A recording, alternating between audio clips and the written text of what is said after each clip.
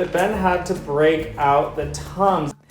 Hi, you didn't ask me. I have some thoughts though. As a lifelong traveler and someone who suffers from IBS, I have had to work with doctors for years. I've found out that there are 4 things that you might want to take into consideration. So let's get into it. Number 1, hydration is paramount. I know it sounds like a broken record, but there's a reason for that. When you don't have enough water in your system, you have heartburn, for example, it's going to feel way worse when you're not hydrated. The objective for hydration is 2 to 3 liters per day. So in other words, drink water till you pee clear. If you are struggling to get water while you travel, then that leads me into point 2, because you're going to want to limit your sugar intake. The reason sugar is problematic is because sugar actually causes inflammation. You're going to notice things like hangovers are going to get worse, right? Things like that. If you have acid reflux, sugar also creates more acid in your system, and it also relaxes the esophagus, or alcohol does anyway. So when you're drinking alcohol, when you're eating sugar like fruit, you're gonna have more acid-related issues just generally. So limit your intake of sugar so that you're not counteracting the effects of the water that you're drinking. Point 3, fiber is vital to our digestive systems. Fiber does a lot of things for your system, like, I don't know, talk to a doctor. I don't remember what fiber does, but I just know it's good for you. Fiber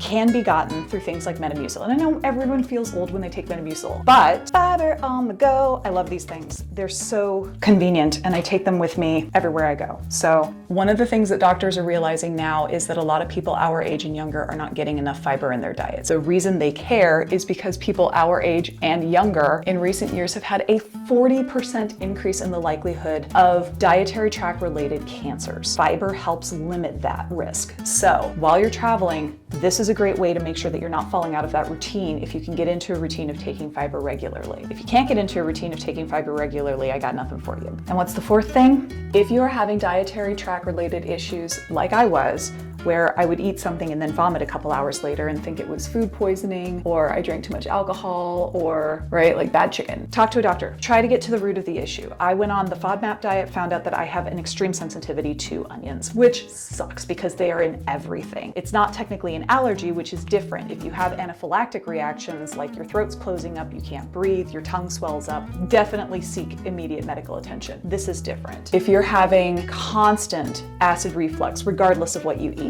if you're vomiting after you eat food, if you struggle with things that you didn't used to struggle with, my trigger was pizza. Talk to a doctor, see what they recommend. Gastroenterologist is what you're looking for, or talk to a licensed dietitian to see if you can get to the root of what might be causing your problem. And then when you're traveling, learn the words for the things that you can't eat so that you can explain to people, I don't want this in my food, or is there this in my food? And see if you can pick it out, or if you can just do without it entirely. So yeah, that's my 2 cents. Hope it helped. Bye!